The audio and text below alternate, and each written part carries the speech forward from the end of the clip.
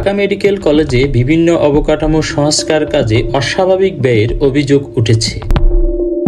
7টি শৌচাগার সংস্কার খরচ দেখানো হয়েছে 1,14,00,000 টাকা, যেখানে মেডিকেল কলেজে ছাত্রী হোস্টেলের ক্যান্টিনের শৌচাগার সংস্কার ব্যয় হয়েছে 12 লাখ টাকা। পাশাপাশি বিভিন্ন বিভাগের কক্ষ, জিমনেশিয়াম, সীমানা প্রাচীর ও জানালা মেরামতের জন্য 1,75,00,000 টাকা খরচ দেখানো হয়েছে। অভিযোগে বলা হয়েছে, এসব কাজের মান নিম্নমানের এবং কিছু কাজ না করেই তদারক কমিটির সহযোগিতায় গণপূর্ত অধিদপ্তরের কর্মকর্তারা মোট 2,89,00,000 টাকা তুলে নিয়েছে।